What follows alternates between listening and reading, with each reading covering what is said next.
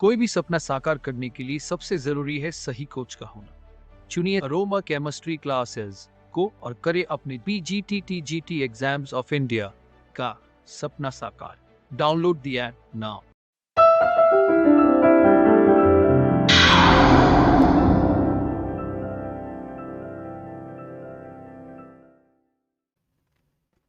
सभी साथियों को अनुसर का प्यार भरा नमस्कार। जैसा कि एमपी जो बालक वर्ग का एग्जामिनेशन है, इसकी डेट भी लगभग मान के चलिए आ गई है और ये एग्जाम अगस्त के फर्स्ट वीक में हो जाएगा। अगस्त के फर्स्ट क्लासेस में एमपी केमिस्ट्री का सिलेबस हम लोग डिस्कशन करेंगे और एमपी का जो सिलेबस है ये आप में कुछ हट के है, यानी कि जो अगर हम देखते हैं तो कुछ टॉपिक ऐसे हैं जो इसके अंदर समाये हुए हैं और वो टॉपिक जो हैं वो यूपी पीजीटी में भी नहीं है।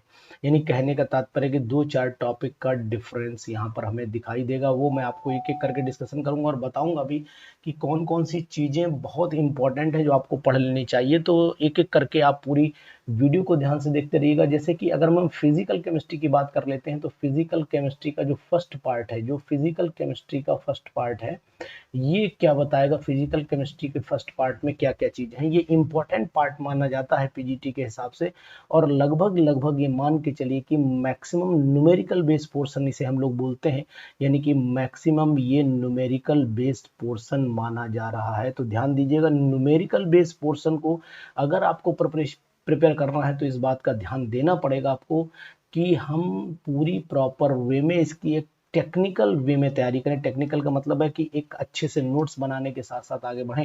ऐसा नहीं कि मतलब जनरल वे में पढ़ के काम नहीं चलेगा, रीडिंग से काम नहीं चलेगा। तो सबसे पहले बात कर लेता हूँ केमिकल बॉन्डिंग टॉपिक की। ये केमिकल बॉन्डिंग में आपका जो होमोन्यूक्लियर हेटेरोन्यूक्लियर मॉलिक्यूल का शेप एंड बॉन्डिंग है, तो ये मेरे अकॉर्डिंग जो है वो ये मॉलिकुलर ऑर्बिटल थ्योरी के अकॉर्डिंग चलेगा। यानी कि एमओटी की अगर मैं बात करता हूँ तो एमओटी से हमें ये पता लगेगा कि आखिरकार होमोन्यूक्लियर हेटेरोन्यूक्लियर मॉलिक्यूल के स्ट्रक्चर्स क्या थे। वेस्पर थ्योरी जो ऑलरेडी सभी एग्जामिनेशंस में है, चाहे वो झारखंड पीजीटी हो चाहे वो यूपी पीजीटी हो, मतलब ये कॉमन से टॉपिक है। लेकिन Huckel theory of the conjugated pi electron system, ये जो है ये चली जाती है आपकी ऑर्गेनिक केमिस्ट्री से। यानी कहने का तात्पर्य ये आपको ऑर्गेनिक केमिस्ट्री से इन्होंने जोड़ दिया है, ऑर्गेनिक केमिस्ट्री से जोड़ा हुआ है।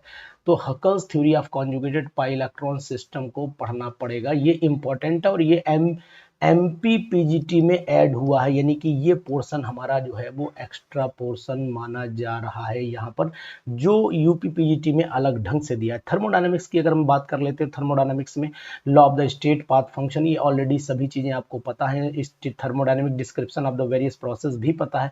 मैक्सवेल रिलेशन हालांकि है लेकिन इन्होंने इसे इंडिकेट करके दिया। तो मैं चाहूंगा कि आप जो मैं अंडरलाइन कर रहा हूँ पार्ट, इसको आप ध्यान से पढ़िएगा और ये इंपॉर्टेंट में जाएगा। यानी कहने का तात्पर्य यह है कि ये पोर्शन इंपॉर्टेंट कैटेगरी में चला जाएगा। तो ध्यान देने वाली बात ये भी होगी कि हमें ये कितना पढ़ना चाहिए। तो मैं आपको सलाह ये दूंगा कि जो ये पोर्शन है इसको आप बहुत अच्छे से पढ़िएगा और छोड़ना नहीं है किसी कीमत पर।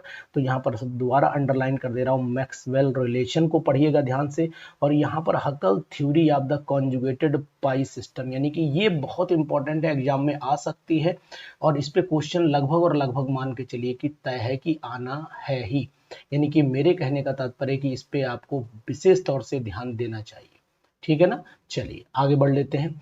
आगे स्पॉन्टेनिटी एंड इक्विलिब्रियम, ये पोर्शन भी इंपॉर्टेंट है। तो यहाँ पर भी मैं अंडरलाइन कर रहा हूँ, जो पोर्शन में येलो कलर से अंडरलाइन कर रहा हूँ, ये मान के चलिएगा कि इस पोर्शन से क्वेश्चन लगभग और लगभग तय होगा, यानी कि आना है। इंपॉर्टेंट पार्ट हम इसे मानते हैं, यहाँ पर मैं इंपॉर्टेंट लिखे भी देता हूँ, यानी कि ये इंपॉर्टेंट पार्ट है। ली चैटेलियर प्रिंसिपल जनरल है, इंपॉर्टेंट है लेकिन उतना नहीं। लेकिन हाँ, फेज इक्विलिब्रिया और फेज रूल ये यूपी पीजीटी का भी है और ये आपको लगभग एक क्वेश्चन की रेंज में लेकर के जाएगा। तो कहने का फिर यहाँ पर मीनिंग मिल रहा है कि मैं अगर आपसे ये कहूँ कि इस पोर्शन पर भी आपको फोकस करना है, ये भी इंपॉर्टेंट है, तो कहीं पर पेज निकाल लीजिए, नोट करते जाइएगा। और ये पीडीएफ भी मैं अंडरलाइंड पीडीएफ आपको लगा दूंगा, किसमें, डिस्क्रिप्शन में लगाऊंगा। यूट्यूब पर जाकर के डिस्क्रिप्शन में जब आप देखेंगे तो आपको ये पीडीएफ अवेलेबल हो जाएगी, आप आराम से निकाल लीजिएगा। जो चीज़ अंडरलाइंड है वो अंडरलाइन में ही मिलेगी आपको और घबराना नहीं है बिल्कुल किसी भी तरीके से।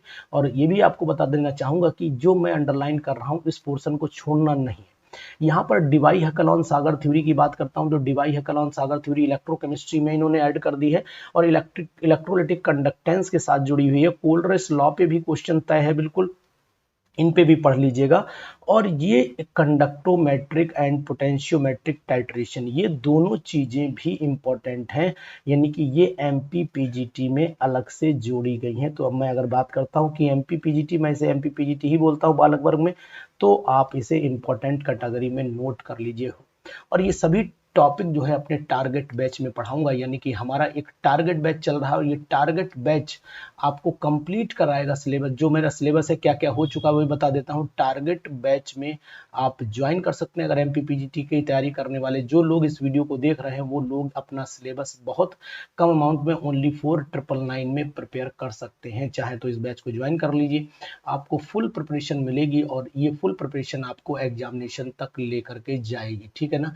तो ध्यान दीजिएगा कि आपको ये टॉपिक जरूर तैयार करने हैं। और कहाँ तक मैंने पढ़ा दिया है मैं आपको ये बता देता हूँ कि केमिकल बॉन्डिंग ये हमने स्टडीड हो गया है, जिन पर मैं स्टार बना रहा हूँ।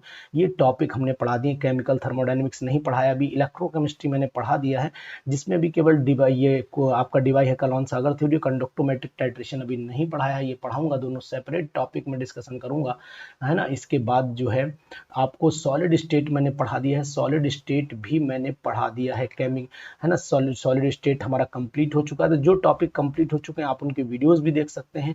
सॉलिड स्टेट में ब्रैग्स इक्वेशन मैंने अलग से separate notes, hand written notes भी डाले हैं, तो इस पर भी क्वेश्चन लगभग तय मान लीजिए इंपॉर्टेंट पार्ट माना जा रहा है ये किसका, एमपीपीजीटी का। लेकिन यूपीपीजीटी में भी आपको बता देता हूं कि यूपीपीजीटी में भी क्वेश्चन यहां से मिलता है।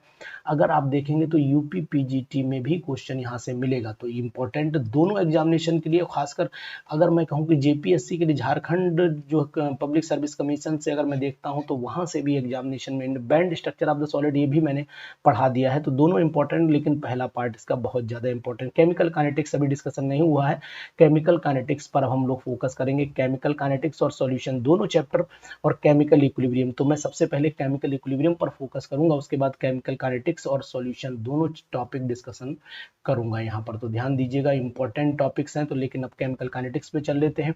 यहाँ पर जो क्वेश्चन आने के चांस हैं वो कॉम्प्लेक्स रिएक्शन से ज्यादा चांस है आने के लिए, है ना। कॉम्प्लेक्स रिएक्शंस क्या होती है, collision theory of the rate of constant पर भी क्वेश्चन आ सकता है, और फोटोकेमिकल रिएक्शंस के एग्जाम्पल आ सकते हैं। तो यहाँ पर आप एग्जाम्पल नोट कर लीजिए कि मेरे हिसाब से आपको यहाँ पर एग्जाम्पल पढ़ लेना चाहिए था कि एग्जाम्पल कौन कौन से होंगे। और यहाँ पर आपको रेट कांस्टेंट, यानी कि अगर आप collision state theory of the rate constant को पढ़ते हैं तो इसके जो ट्रू फॉल्स कैटेगरी के क्वेश्चंस हैं उनको पढ़ने चाहिए। कॉम्प्लेक्स रिएक्शंस के एग्जाम्पल भी आपको पढ़ना चाहिए। और यहाँ पर एक चीज और ध्यान दीजिएगा कि रेट किस पर डिपेंड करता है, डिपेंडेंस रेट डिपेंडेंट प्रॉपर्टी भी आपको पढ़ लेनी चाहिए, डिपेंडेंट प्रॉपर्टी भी पढ़ लेनी चाहिए। ध्यान दीजिए, ये सभी टॉपिक आपको बिल्कुल अप टू द मार्क पढ़ने चाहिए, जिन पे मैं लगा रहा हूँ टिक। सॉल्यूशन में चले जाइए, टाइप्स ऑफ सॉल्यूशन सबको पता होते हैं। राउल्ट्स लॉ जरूर पढ़ना है आपको, वेंट ऑफ फैक्टर जरूर पढ़ना है, मतलब ये जो अंडरलाइन कर रहा हूँ, और isotherms of the surface area, heterogeneous catalysis, इन पर जाकर के आप इंपॉर्टेंट लगाइए। और यहाँ पर आपको छोड़ना कुछ भी नहीं है भैया, बिल्कुल ध्यान से पढ़ लेना है, यानी कि ये टॉपिक बहुत इंपॉर्टेंट कैटेगरीज में चले जाते हैं। तो केमिकल इक्विलिब्रियम में चले आइए। केमिकल इक्विलिब्रियम में जो क्वेश्चन आने के चांस हैं वो मुझे कंसेप्ट ऑफ एसिड बेस से दिखाई दे रहा है। नॉन एक्वस सॉल्वेंट ये पीजीटी में भी है, लेकिन आपको ये भी बता दूं कि ये झारखंड यानी कि जेपीएससी में भी खूब पूछा जाता है। तो जेपीएससी के साथ साथ एमपीपीजीटी में इस पे क्वेश्चन लगभग तय मान लीजिए। तो जो टॉपिक मैं लिख रहा हूँ नोट कर लीजिए, अनुसार जो भी आपको बताते हैं मैक्सिमम टाइम पर जो भी क्वेश्चंस बताएं वो अभी तक के इतिहास में आपको मिले हैं, जितने भी एग्जामिनेशंस हुए हैं। अब अगर हम एटॉमिक स्ट्रक्चर की बात करते हैं तो ये मैंने टॉपिक पढ़ा दिया है।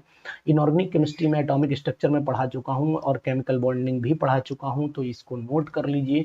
यहाँ पर लगभग सभी टॉपिक इंपॉर्टेंट माने जाएंगे। लेकिन अनसिमेट्रिकल प्रिंसिपल जानते हैं किसे कहते हैं, ये बात जरूर ध्यान दीजिएगा। यहाँ पर मेन मेन ग्रुप का जो डिस्कशन है केमिकल पीरियोडिसिटी में अगर प्रॉपर्टीज की बात करें तो इनको जरूर पढ़िएगा ध्यान से। स्पेक्ट्रोस्कोपी के टर्म और सिंबल कौन कौन से यूज होते हैं इनको जरूर आप पढ़ लीजिएगा। ध्यान दीजिएगा जितना भी मैं बता रहा हूँ इस पे आप किसी भी तरीके की लापरवाही आप एग्जामिनेशन में नहीं करेंगे, ये बात ध्यान देने वाली है। एक तो ये काम करना है, ये मैंने डाउनलोड किया सिलेबस, तो आप भी डाउनलोड कर लीजिएगा।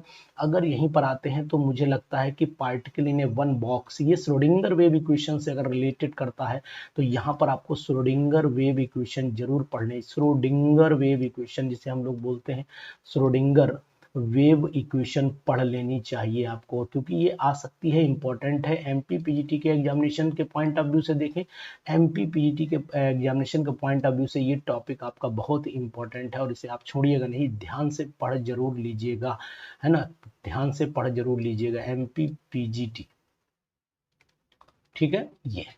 और अगर मैं आपसे एक बात और कहूं कि ये टॉपिक भी नहीं छोड़ना है कि approximation methods of the quantum mechanics, ये थोड़ा सा टिपिकल टॉपिक अपने में सेपरेट टॉपिक है, डिस्कशन आपसे किया हुआ है मैंने, जहां पर हम लोग क्वांटम मैकेनिक्स जब लगाते हैं तो यहाँ पर ये हमें बताना पड़ता है कि आखिरकार हाउ द मीन्स जो हमारी एक्सेस होती हैं, बाउंड्रीज होती हैं, और कहने का मतलब है कि जो हम लोग निकालते हैं वैल्यूज, किसकी वैल्यू निकालते हैं कि ऑर्बिटल्स के ऊपर जो कंसेप्ट लगता है क्वांटम मैकेनिक्स का, जहाँ पर हम लोग फोटो इलेक्ट्रॉन्स की भी बात कर लेते हैं, है ना, और मैक्सवेल इक्वेशन की भी बात कर लेते हैं, तो वो टर्म भी हमें यहाँ से पढ़ लेना चाहिए, छोड़ना नहीं चाहिए मेरे हिसाब से। चलिए अब अगर मैं बात करता हूँ एस और पी ब्लॉक की, तो एस पी ब्लॉक में क्या क्या इंपॉर्टेंट है। देखिए सबसे पहले तो अगर इनर्ट गैसेस की बात करते हैं तो इनर्ट गैसेस में केवल स्ट्रक्चर पे चले जाइए, यानी कि स्ट्रक्चर यहाँ पर पढ़ लेना। आप जो नोट करवा रहा हूँ बिल्कुल नोट कर लीजिए, स्ट्रक्चर पढ़ लेना। यहाँ पर हाइब्रिडाइजेशन भी पढ़ लीजिएगा, तो यहाँ पर हाइब्रिडाइजेशन का भी कंसेप्ट होगा, हाइब्रिडाइजेशन जरूर पढ़िएगा, ध्यान से पढ़िएगा। और कितने लोन पेयर रहते हैं और कितने बॉन्ड पेयर रहते हैं, इस चीज को भी पढ़ने के साथ में एंगल को भी ध्यान रखना। इतनी चीजें ध्यान रखोगे काम चल जाएगा आपका। किसी का नेचर कैसा है, तो नेचर का मतलब हो गया कि वो एसिडिक नेचर में है या कि बेसिक नेचर में है, इस नेचर को भी आपको ध्यान देना चाहिए। और अगर ट्रांजिशन एलिमेंट्स की बात करते हैं तो मुझे लगता है कि स्पेक्ट्रल और मैग्नेटिक प्रॉपर्टीज बहुत इंपॉर्टेंट है, बिल्कुल नहीं छोड़ना चाहिए। और इनर ट्रांजिशन में चले जाते हैं तो एनालिटिकल एप्लीकेशंस बहुत पूछे जाते हैं, तो एनालिटिकल एप्लीकेशंस पर विशेष ध्यान देना। रेडॉक्स मैंने पूरा पढ़ा दिया है, रेडॉक्स में आपको ऑक्सीडेशन नंबर मेनली पढ़ना, बाकी जरूरत नहीं पढ़नी चाहिए मेरे हिसाब से। तो यहाँ पर ऑक्सीडेशन नंबर इंपॉर्टेंट पॉइंट है, तो ऑक्सीडेशन नंबर आप जरूर पढ़िएगा, ध्यान दीजिए, ध्यान दीजिए। ऑक्सीडेशन नंबर आपको छोड़ना नहीं, किसी भी कीमत पर नहीं छोड़ना। ऑर्गेनोमेटेलिक कंपाउंड की वीडियोस ऑलरेडी मेरी पढ़ी, फिर भी दोबारा पढ़ाऊंगा। यहाँ पर इससे क्वेश्चन लगभग और लगभग तय है, मिलेगा 100% क्वेश्चन मिलेगा, इंपॉर्टेंट हो जा रहा है, ठीक है। चलिए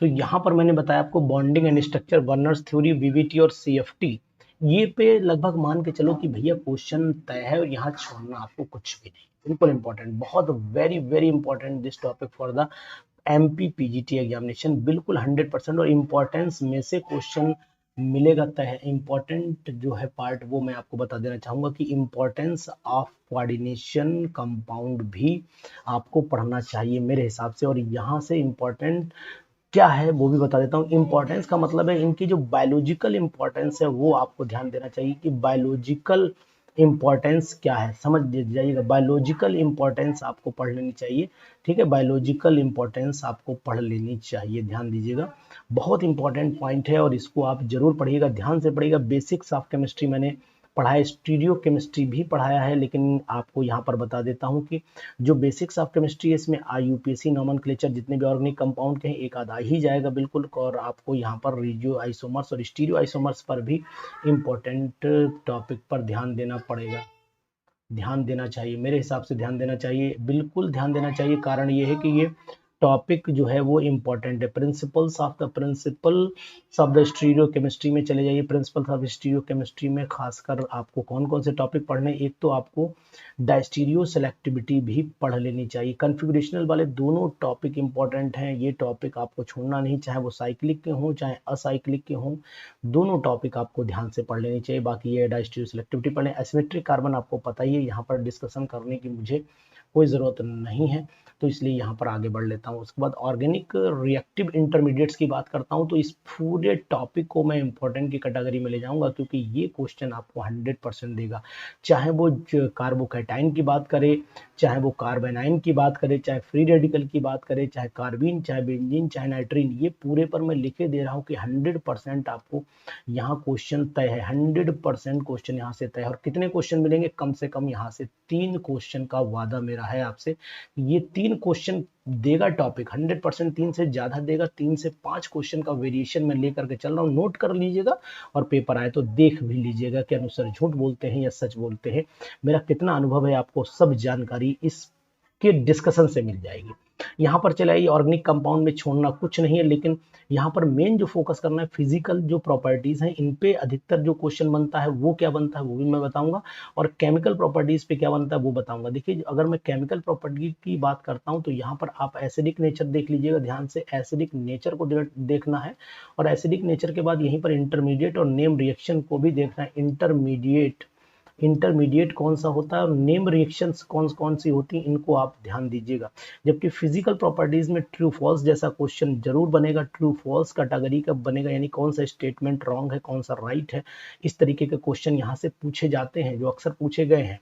और वही कंडीशन यहाँ पर भी चलेगी कि जो फिजिकल प्रॉपर्टीज और केमिकल प्रॉपर्टी, उन दोनों में सेम कंडीशन यहाँ पर भी रहेगी। केमिकल इधर जाएगा और फिजिकल आपका इस तरफ से चलेगा पार्ट। तो ध्यान दीजिएगा, ये सब चीजें इतनी इंपॉर्टेंट है कि आप अगर इनको कहीं ना कहीं गवा रहे हैं तो मान के चलिए कि फिर आप अपना नुकसान कर रहे हैं, किसी का नुकसान नहीं कर रहे हैं। और अगर आप मेरी बात मानेंगे तो 100% आपको सफलता मिलेगी। और बैच अगर आप ज्वाइन करते हैं तो आपका सिलेक्शन भी लगभग डिसाइड होगा, क्योंकि हम आपको वही पढ़ाएंगे जो हमारा अनुभव कहता है। बाकी जैसी आपकी मर्जी हो, कोई परेशानी नहीं। कॉमन एंड रिएक्शंस रीअरेंजमेंट मैंने पढ़ाए हैं ऑर्गेनिक सिंथेसिस में, तो ये टॉपिक मैंने अभी डाला भी है। आप देखिए यूट्यूब पर आपको मैंने बहुत सारे बैकमेंस रीअरेंजमेंट जैसा अभी डाला भी है, उसको पढ़िए, इंपॉर्टेंट है और इसे छोड़ना भी किसी कीमत पर नहीं। जनरल जो चीजें हैं वो आपको पढ़ लेनी चाहिए। यहाँ पर आपको क्या पढ़ना चाहिए वो भी मैं आपको बता दे रहा हूँ कि कॉमन जो कैटालिस्ट और रिएजेंट है, ऑर्गेनिक, इनऑर्गेनिक, ऑर्गेनोमेटेलिक और एंजाइमेटिक, इसमें से भी क्वेश्चन कम से कम आपको 3 क्वेश्चन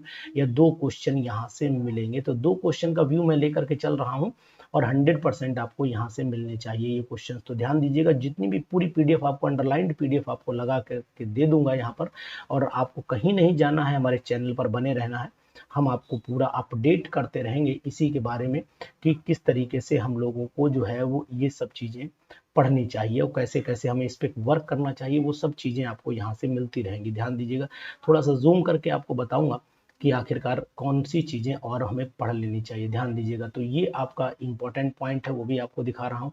देखिए, ये जो हमारा टॉपिक है वो हमारे लिए बहुत इंपॉर्टेंट है। ध्यान दीजिए इस वाले टॉपिक पर, और विशेष तौर से उन टॉपिक्स पर जिनको मैं अंडरलाइन करता हूँ। जैसे यहाँ पर अगर मैं चलता हूँ तो बिल्कुल न्यू टॉपिक आपको मिलेगा, है ना, न्यू टॉपिक मिलेगा। रेट्रोसिंथेसिस पढ़नी चाहिए और आपको जानकारी भी रखनी चाहिए कि व्हाट इज रेट्रोसिंथेसिस।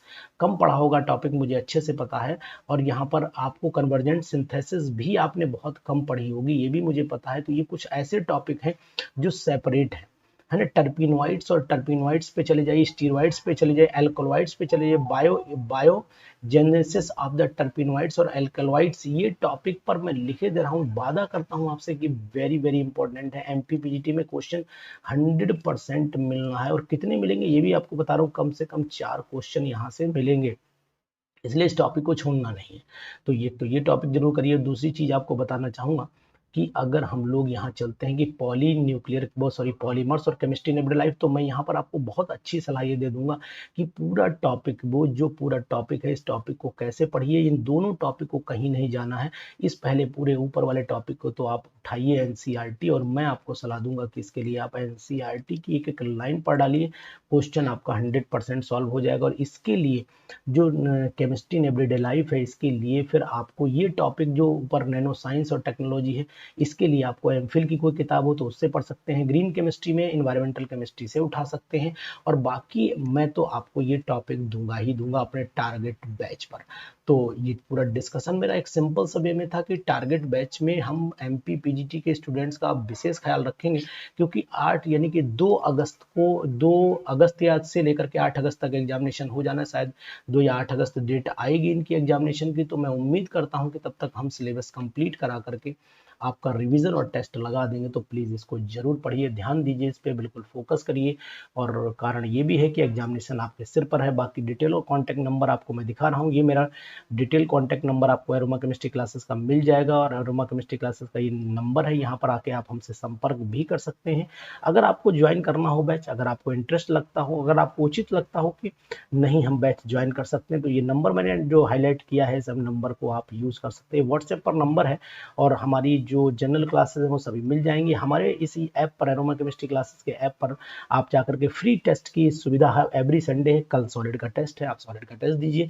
टाइमिंग जो टेस्ट की रहती है वो हमारी 4 PM यानी कि 4 PM से शुरुआत होती है, और लगभग 60 से 50 क्वेश्चंस होते हैं। 4 to 5 PM डेली टेस्ट लेता हूँ, फ्री टेस्ट होता है, कोई इसके चार्जेस किसी भी तरीके से किसी के हिस्से भी नहीं लिए जाते हैं।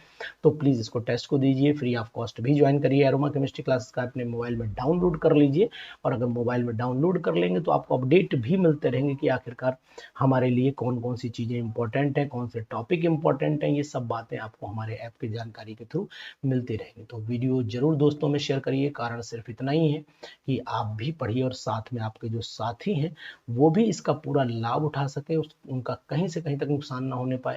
तो जरूर पढ़िए, मेहनत करते रहिए, सिलेक्शन लीजिए, और सिलेक्शन लेने के बाद जरूर बताइएगा कि जो मैंने टॉपिक इंपॉर्टेंट डिस्कशन किए हैं आपके उच्च माध्यमिक शिक्षक जो चयन परीक्षा है 2023 की, ये मध्य प्रदेश कर्मचारी चयन मंडल भोपाल द्वारा कराई जाती है, और इसमें आपको कौन कौन से टॉपिक इंपॉर्टेंट है वो मैंने सभी आपके सामने डिस्कशन किए हुए हैं। तो हमारी डिटेल, हमारी पूरी जानकारी आपके साथ है। ऐप अपना मोबाइल में प्ले स्टोर से जाकर के एरोमा केमिस्ट्री क्लासेस का ऐप डाउनलोड कर लीजिए, जिसका लोगो आपको मैं दिखा रहा हूँ, इस तरीके का लोगो है। भ्रमित नहीं होइएगा, बहुत सारे हो सकता है कि इसी तरीके से, लेकिन ये हमारा अपना लोगो है, और इस लोगो पे पहचानिएगा कि एरोमा केमिस्ट्री क्लासेस क्या है, और आपको पढ़ने के बाद पता लगेगा कि हमारा सिलेक्शन का क्राइटेरिया क्या है, हम कितने सिलेक्शंस देते हैं, और जो हमारी स्टडी है वो प्रैक्टिकल है, हमारी थ्योरेटिकल नहीं है। हम जेई नीट के कंसेप्ट पर तैयारी नहीं कराते, हम पीजीटी की हट के तैयारी कराते हैं, और वही तैयारी हमारी सफलता का राज भी बनती है। तो कैसी लगी वीडियो जरूर बताइएगा, और अपने दोस्तों को ये वीडियो शेयर जरूर करिएगा। Thank you, bye bye, see you, और ईश्वर से प्रार्थना करूंगा कि आपका सिलेक्शन जरूर हो।